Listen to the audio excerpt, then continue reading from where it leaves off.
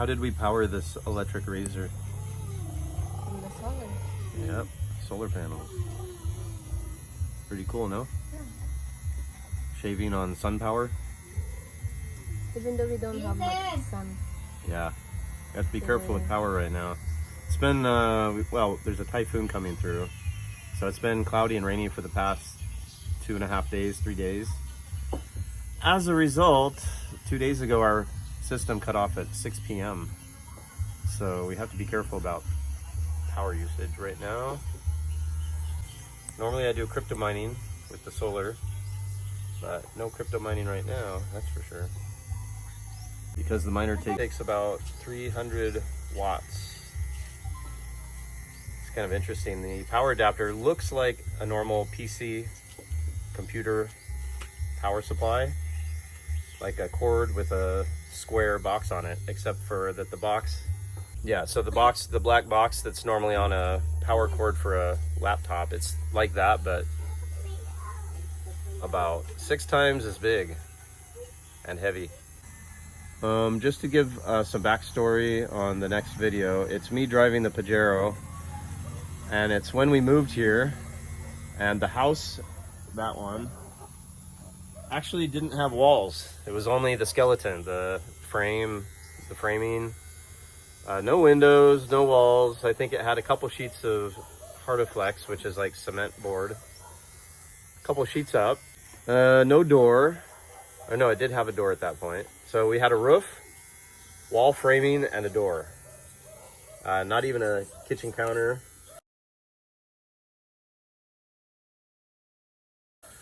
And we got out of Panglao because we were basically threatened by the caretaker, who threw a combination of poop and rocks, dog poop and rocks mixed together, and threw it out the door of the place we were renting. She basically got upset because we came home at like, what was it, 11, 12 o'clock at night, something like that. The door is locked.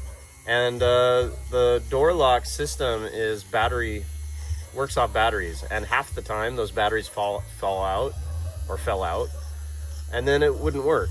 So we had no choice but to ring the doorbell and have the caretaker open the door for us, and that made her extremely angry.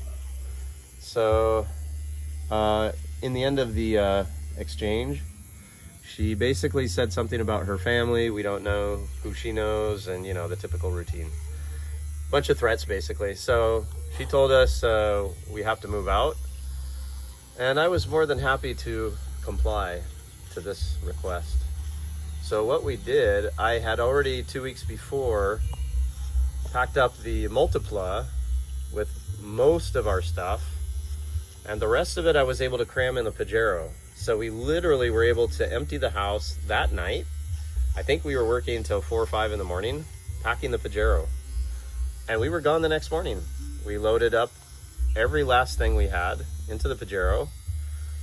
The roof of the Pajero had 8 sheets of roofing material. It's actually right there now. And where am I going with the story? And then, yeah. So all of our remaining belongings in Panglao, we put in the Pajero. Headed up to the Chocolate Hills with a blown head gasket, leaking radiator, alternator not functioning, and a weak injection pump. I mean, like, I think we stopped 6 or 7 times to add water and to cool down, but we got here. And then we moved into this place, which was a skeleton, as you'll see at the end of this video. I don't have any video of the time because it was a pretty stressful and hectic period of time.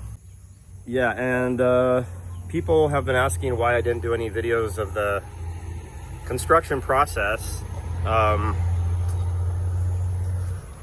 So again, this was intended to be a garage basically for the Pajero and a temporary house while we built the permanent house up there. And that's still kind of the plan, except for this is not going to be a garage anymore. We've put too much into it. So we're going to keep it as a guest house or Airbnb or something like that. Anyway, so why I didn't show the construction, because every time I worked on it, I actually came up here over the weekend and had to work around the weather, and it was always very hectic and stressful, so I didn't get any video of that. But the last picture at the end of this video is the day we moved in, so that'll give you some idea of what we've been through. Thanks a lot for subscribing and watching, and see you all soon. All right, we're leaving Panglao, heading towards Tagbilaran, and then hopefully up to Carmen. We've got the Pajero totally packed. Every nook and cranny is jammed full of something. And on top of it, I've got this roofing that's about 20 feet long, I think. Longer than the Pajero. And if I go too fast, that drops down and then I can't see anything. So I gotta keep her right around 50. And my radiator is leaking because the guy who was supposed to repair it didn't repair it, obviously. So losing coolant as we go, which means I'm gonna have to stop occasionally. And fill up. We do have a full tank of gas, so that's good. Yeah, exciting. What do you think, Vincent? Exciting? Huh? No opinion? You look skeptical, buddy. Huh? Not sure, huh? How about you, Dice? What do you think? Are we gonna make it? One thing's for sure, this is gonna be exciting. Okay, stop number 3 already.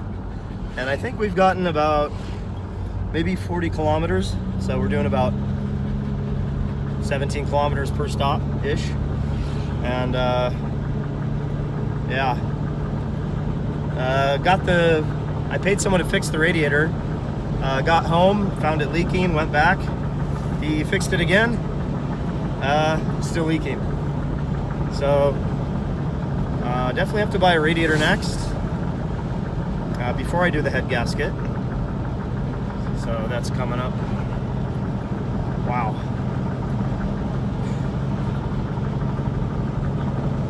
I'm glad we gave ourselves time. It's gonna take probably 2 hours to get 100 kilometers, maybe more.